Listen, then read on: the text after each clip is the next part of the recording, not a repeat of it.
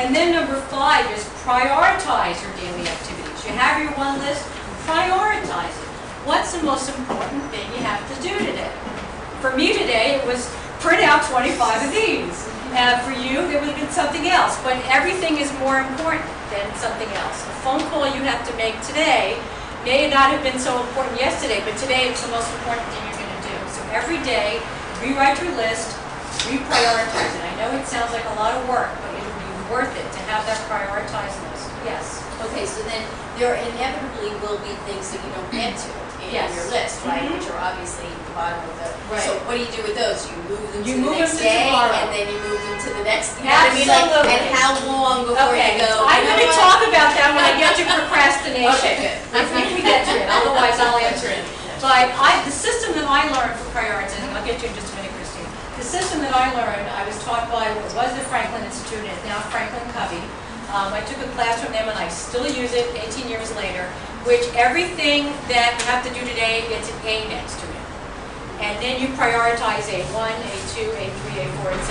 Everything that is important but could wait until tomorrow gets a B. And then you prioritize it in the B's, and everything that's not as important gets a C. So then you prioritize C1, C2. So you have your day, and it's got A's, B's, and C's. And the most important things you're going to do today, your A1, your A2, your A3. Don't even think about starting a B until you've finished your A's.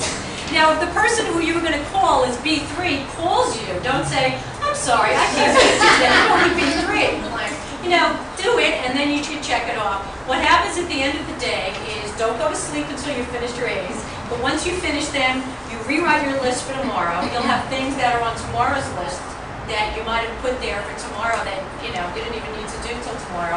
You're going to reprioritize everything. Today's C might be tomorrow's A.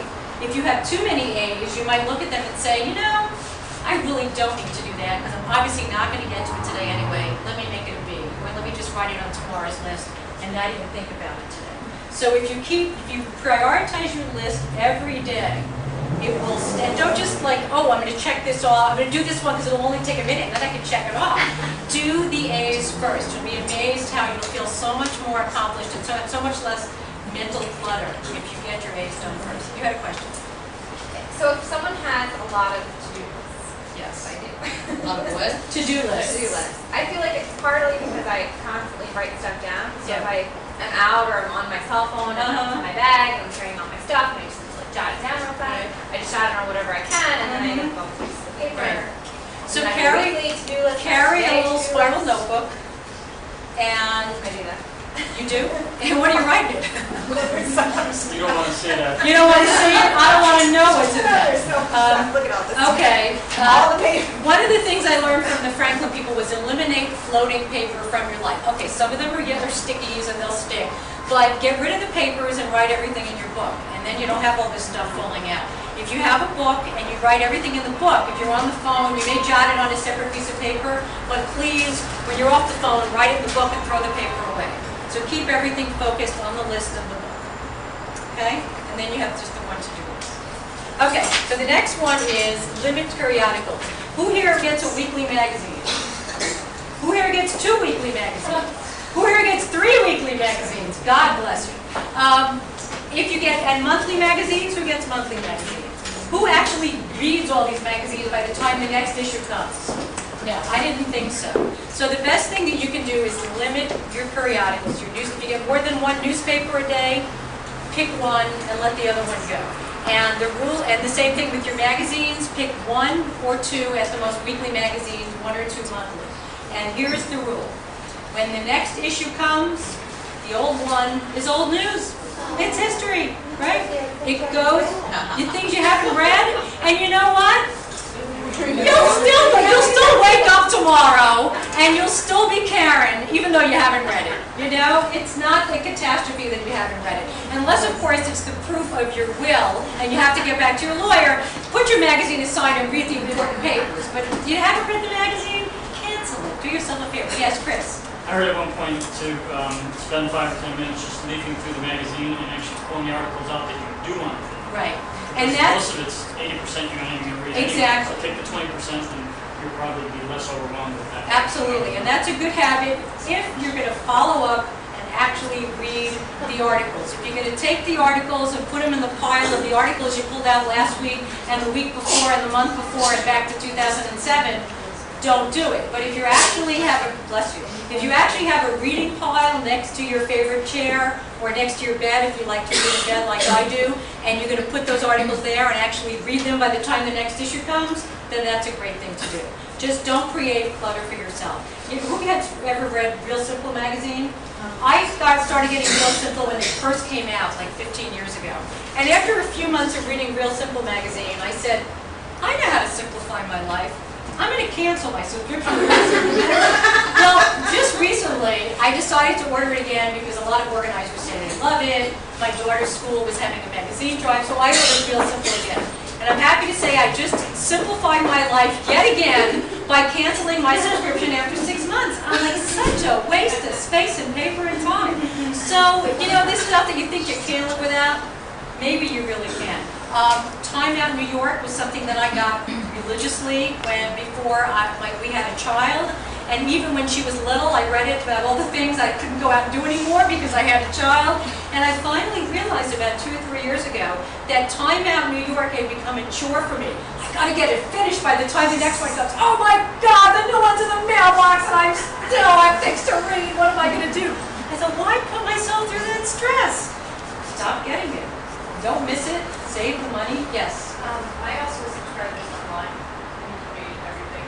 Right. So yeah. So if it's online and you don't read it and it's online, no great loss. You'll just read the new issue when it comes.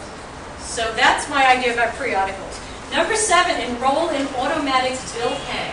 Who here has automatic bill pay? It's a beautiful thing, isn't it? Now some people tell me, well, I don't do that, but I pay my bills online.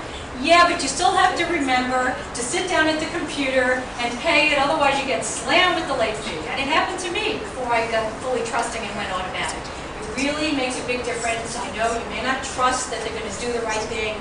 They do. They send you your bill well in advance so that you can see what you're going to owe. You can still control it if you don't want to pay it. And it just becomes one less deadline that you have to worry about. And number 8. Enter and then discard appointment cards and business cards. Who has oh no, I see people saying no. Who gets business cards handed to them, and right? What do you do with them?